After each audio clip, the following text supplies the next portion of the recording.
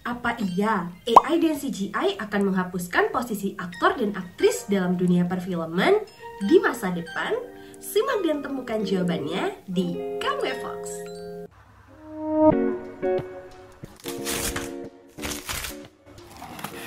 Seperti biasa, sebelum kita mengulas lebih dalam tentang isu ini, mari kita tonton cuplikan film berikut ini.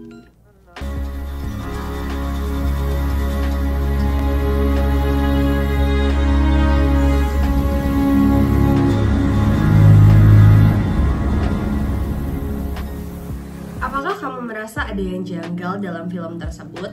Apakah ada detail yang menurutmu aneh? Atau film tersebut layak seperti film biasanya? Ya, film tersebut dibuat dengan menggunakan generative AI atau kecerdasan buatan artificial intelligence. Tanpa kamu sadari, semua yang divisualisasikan dalam film tersebut dibuat hanya menggunakan prompt tertentu. Dengan diperkenalkannya generative AI atau perangkat kecerdasan buatan seperti Sora AI milik OpenAI dalam dunia industri perfilman, terjadi perbedaan dan perubahan besar-besaran secara signifikan dan bersamaan. Mulai dari bagaimana produksi film tersebut, mulai dari bagaimana penyuntingan naskah, bagaimana pemilihan talent, casting, editing, hingga penyuntingan gambar setelahnya. Lantas, perubahan ini memang menawarkan berbagai kemudahan dan kemanfaatan tertentu, mulai dari menekan biaya produksi hingga mengurangi waktu dalam penciptaan dan produksi film tersebut. Tapi bagaimana sebenarnya realistis dari OpenAI tersebut dalam pembuatan atau visualisasi objek seperti yang disampaikan sebelumnya? Mari kita lihat secara mendetail dalam film yang sudah diputar tadi, yakni film berjudul Perjalanan Waktu TVRI yang diputar dalam Jakarta Week Festival 2024. Mari kita lihat dalam detik ke-32 di mana dalam scene tersebut disajikan seorang bapak-bapak yang sedang membaca koran. Saat kita melihat secara mendetail, AI memiliki kelemahan dan keterbatasan untuk memvisualisasikan objek secara mendetail. Misalnya, bagaimana mimik wajah, bagaimana pergerakan alis dan mulut seseorang saat membaca koran. Terkesan tidak natural dan sangat jauh dari kata realistis. Ini adalah salah satu keterbatasan AI yang kita ketahui bersama. Di samping itu, kita melihat bahwa AI masih memiliki keterbatasan untuk menggambarkan detail tertentu dalam koran yang secara sekilas memang kita melihat itu koran, tapi tulisan dan detail secara mendalam apa judul dan logo dalam koran tersebut tidak dapat digambarkan secara jelas oleh AI. Keterbatasan dan kelemahan AI juga ditampilkan pada detik ke-45 di mana ada sajian televisi yang menggambarkan ada seorang reporter yang sedang membacakan berita. Terlihat bagaimana mimik dan raut wajah hingga pengucapan sang reporter dalam membacakan berita tersebut terlihat tersendat-sendat dan terpatah-patah. Salah satu kelemahan AI yang dapat kita lihat kembali adalah bagaimana AI tidak mampu memberikan gambaran secara mendetail logo tertentu, misalnya dalam tayangan ini adalah logo TVRI. Ini adalah keterbatasan dan kelemahan AI yang sudah diriset dalam beberapa waktu lalu. Meskipun demikian, kita patut mengacungi jempol dengan adanya generative AI atau Gen AI ini mampu menghadirkan sosok dan tokoh yang mungkin tidak dapat terlibat secara langsung dalam proses produksi film. Seperti pada detik ke-69 yang menunjukkan dan menggambarkan tokoh Soekarno, yaitu Presiden Republik Pertama Indonesia yang tidak dapat dan tidak terlibat hadir dalam proses produksi film, tapi menjadi salah satu tokoh yang memiliki andil besar dalam penciptaan televisi Republik Indonesia. Di sisi ini, AI memang memiliki kecanggihan dan keunggulan untuk menghadirkan kemustahilan yang biasanya dilakukan dalam proses produksi film. Sejalan dengan penelitian yang dilakukan Nur dan teman-temannya yang bertajuk Pengaruh Kecerdasan Buatan dalam Proses Penciptaan Seni dan Desain, kita sampai pada pernyataan bahwa secara keseluruhan memang AI ini mampu memperkaya seni dan juga filmmaking dalam proses penciptaan seni. Tapi memang terdapat berbagai tantangan terkait orisinalitas dan bagaimana masa depan pekerjaan kreatif. Pada dasarnya, banyak seniman dan filmmaker berpendapat bahwa AI ini merupakan tools kolaboratif yang mampu melampaui batas-batas kemustahilan dalam proses penciptaan produksi film seperti halnya tayangan Soekarno tersebut. Ajudan hilir mudik keluar masuk kamar pasien. Presiden Soekarno yang saat itu sedang menjalani pengobatan atas penyakit ginjalnya masih terlihat sibuk dan serius membaca surat yang siap dikirim ke Jakarta. Di sela-sela perawatannya itulah beliau mengirimkan telex kepada Menteri Penerangan R. Maladi di Jakarta. Lalu, apa buktinya generatif AI mampu menekan biaya produksi? Pertanyaan yang menarik. Mari kita lihat tayangan film Perjalanan Waktu TVRI di menit kedua, di mana dalam film tersebut ditunjukkan sajian scene bagaimana kondisi kota Wina, Austria. Jika kita baca secara logis bagaimana kondisi tersebut, apabila produksi film menggunakan biayanya untuk pergi ke kota Wina, Austria untuk menunjukkan bagaimana lanskap kota Wina pada saat itu, maka itu akan menimbulkan lonjakan yang tinggi dalam biaya produksi film. Sedangkan dengan menggunakan kecanggihan AI atau generatif AI mampu untuk menyajikan bagaimana kondisi kota Wina, Austria tanpa mengharuskan para kru film untuk berangkat dan menangkap gambar yang terjadi di kota Wina, Austria pada saat itu. Dan terlebih hal ini ditunjukkan kondisinya di tahun 1961, yang mana AI mampu untuk membalikkan kondisi dan menunjukkan bagaimana kondisi kenampakan alam di kota Wina, Austria di tahun 1961.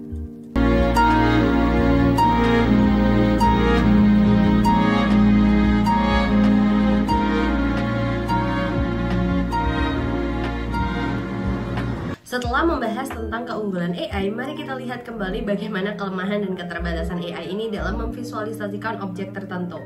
Dalam film, kita kenal dengan istilah props atau properti dalam segi tata artistik film. AI masih memiliki keterbatasan untuk menunjukkan sisi realistis dari segi tata artistik. Ya, tata artistik itu meliputi apa saja sih? Tata artistik itu mulai dari setting atau dekorasi dalam sebuah tayangan, mulai dari pelengkap dekor itu sendiri berupa props yang harus disediakan, kostum, tata rias, tata rambut, hingga special effect yang ditunjukkan. Seperti yang kita lihat dalam film tersebut di menit ke-11 lebih 10 detik, di mana ditunjukkan bagaimana kondisi orang saat menonton televisi di kala itu. Yang mana dalam sajian scene tersebut ditunjukkan sebuah televisi, lalu di sampingnya ada pohon besar yang tumbuh. Secara sekilas memang merupakan hal yang sangat artistik dan menarik.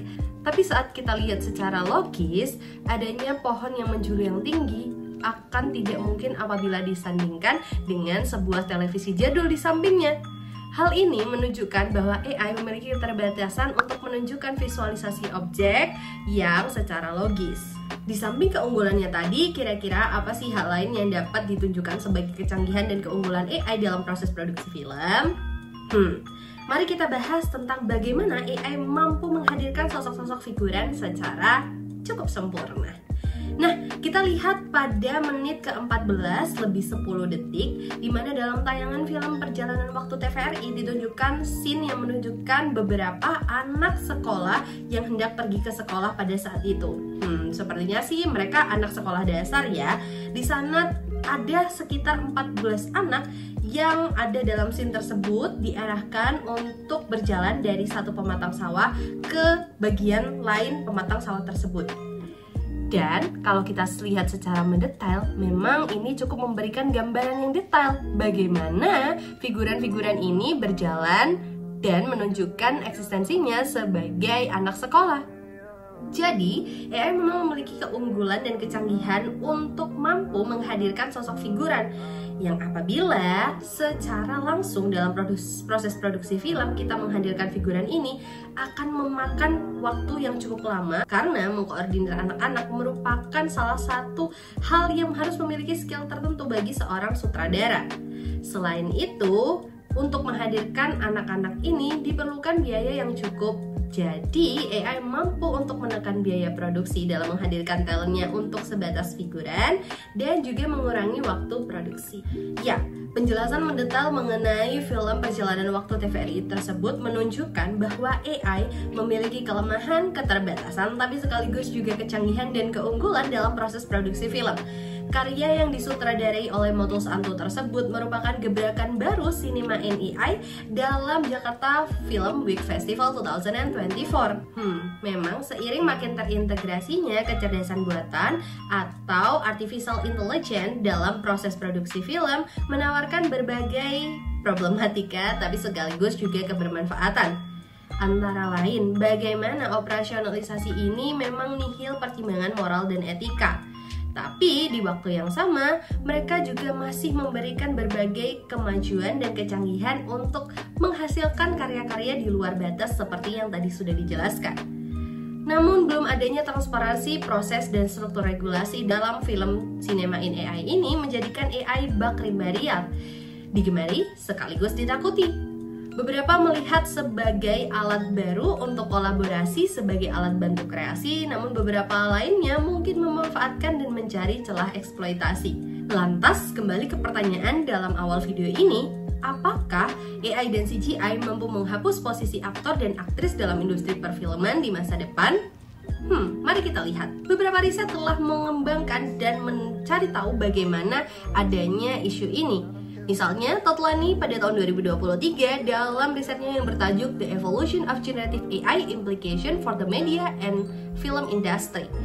Dalam sajian risetnya, ia menunjukkan bahwa AI ini bisa menjadi wadah baru yang mampu untuk menjadi wadah peleburan yang mencampur semua dan memungkinkan pembuatan dan peningkatan konten baru. AI ini mampu memfasilitasi efek visual dan CGI. Tidak hanya itu, AI juga mampu untuk memsimplifikasi proses pasca produksi dalam hal penyuntingan. Lalu bagaimana dengan riset yang lain?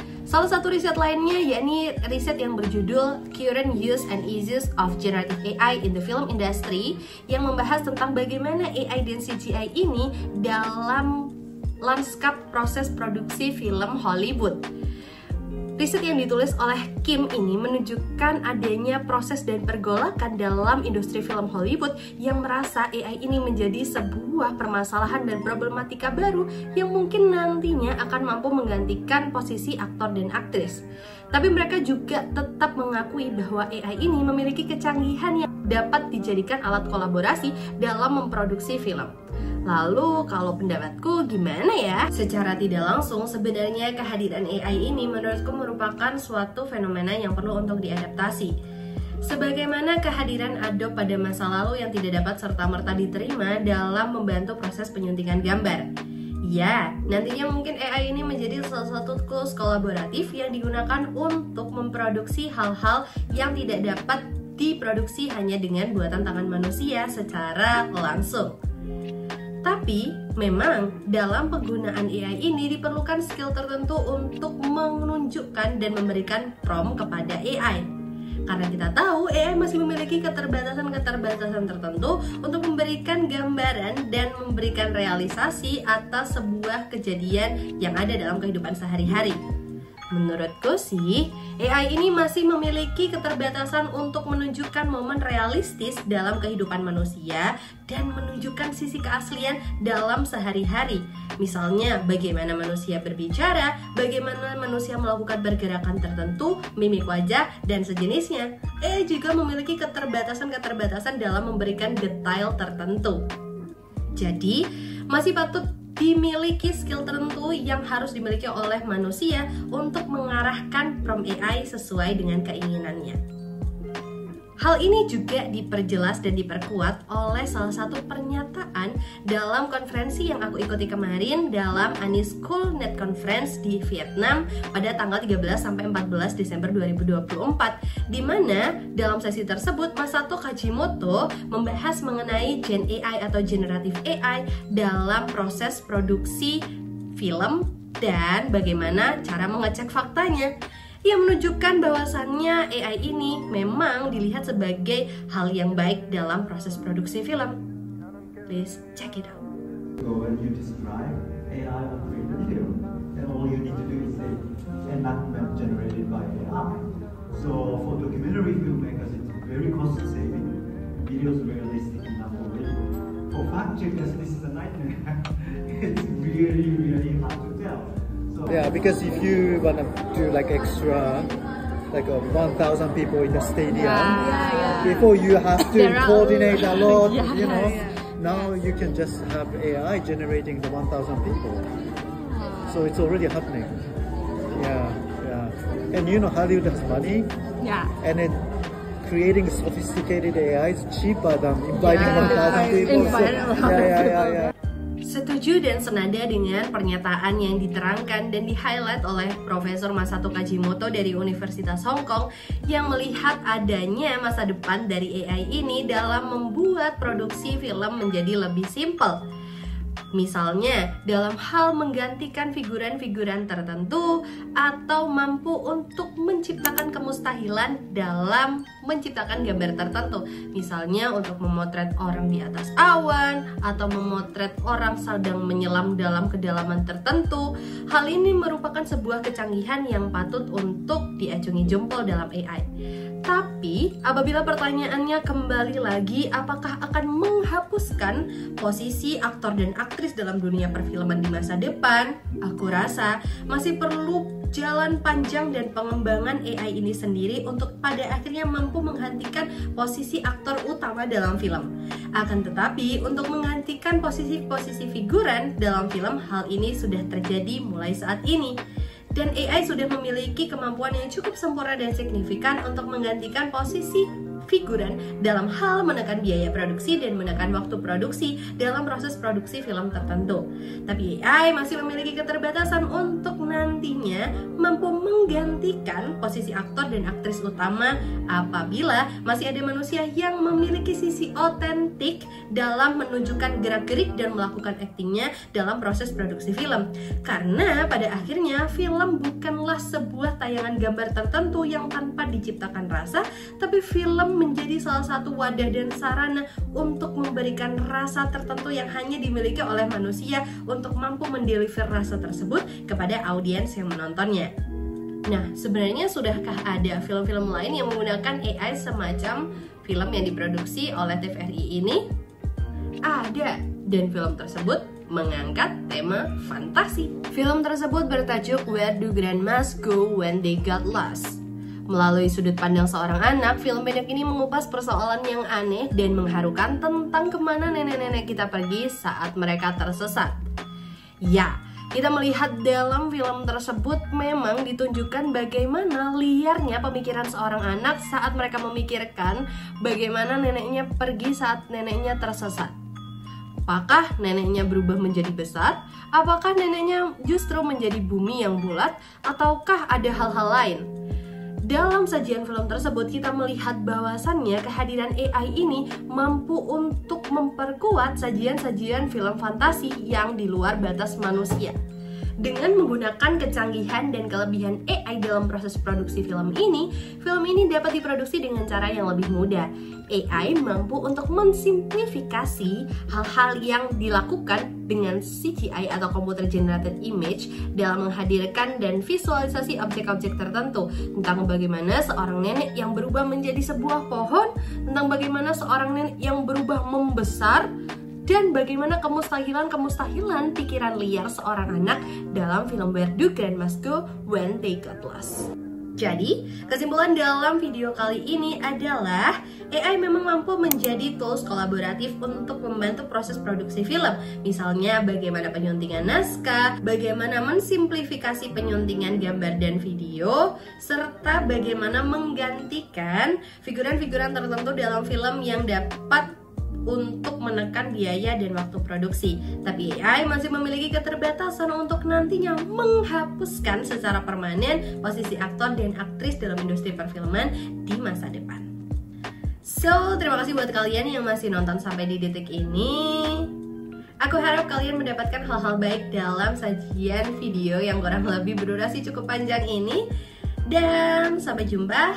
Terima kasih. Wassalamualaikum warahmatullahi wabarakatuh. Dadah.